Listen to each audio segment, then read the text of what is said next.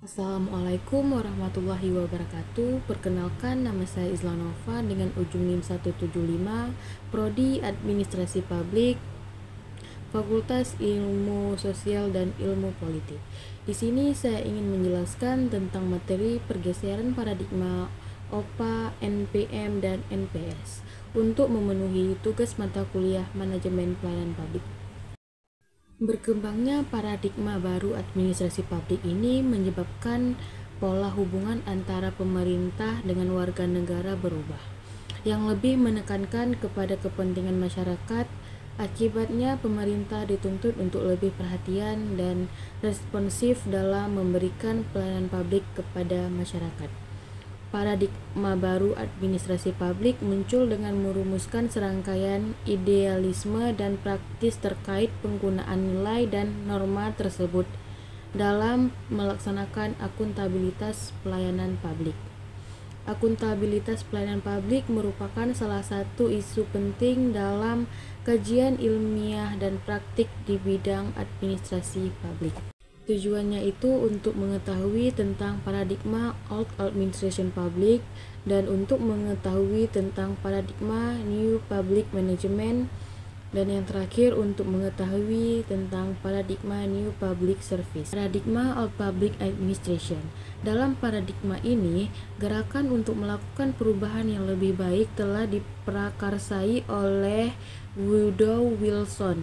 Ia menyarankan agar administrasi publik harus dipisahkan dari dunia publik atau dikotomi politik administrasi, memisahkan antara urusan politik dan urusan administrasi dengan cara memisahkan antara legislatif dan eksekutif. Selanjutnya ada paradigma New Public Management. NPM menerapkan pengalaman dan pengetahuan yang ada dalam dunia bisnis untuk meningkatkan efisiensi, efektivitas kinerja pelayanan publik pada birokrasi modern. Untuk bisa efisien, maka yang dirubah adalah struktur dan proses organisasinya dengan cara perampingan pada sektor publik. Adapun inti dari ajaran NPM dapat diuraikan. Yang pertama, pemerintah diajak untuk meningkatkan paradigma administrasi tradisional dan menggantikannya dengan perhatian terhadap kinerja atau hasil kerja. Yang kedua ada pemerintah sebaiknya melepaskan diri dari birokrasi klasik dan membuat situasi dan kondisi organisasi, pegawai, dan para pekerja lebih fleksibel. Yang ketiga ada menetapkan tujuan dan target organisasi dan personal lebih jelas sehingga memungkinkan pengukuran hasil melalui indikator yang jelas. Yang selanjutnya ada staf senior lebih berkomitmen secara politis dengan pemerintah sehari-hari daripada netral. Yang kelima, ada fungsi pemerintah adalah memperhatikan pasar, kontrak kerja keluar, yang berarti memberikan pelayanan tidak selamanya melalui birokrasi, melainkan bisa diberikan oleh sektor swasta. Yang terakhir itu ada fungsi pemerintah dikurangi melalui privatisasi. Dan yang terakhir ada paradigma New Public Service. NPS merupakan paradigma yang relatif masih baru dalam kajian administrasi publik.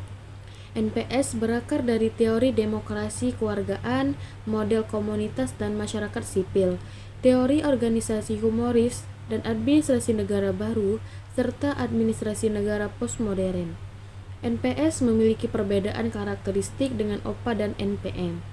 NPS melihat masyarakat sebagai warga negara sehingga yang ada haruslah memberikan pelayanan publik yang baik bagi semua warga negara yang mempunyai hak dan kewajiban sama.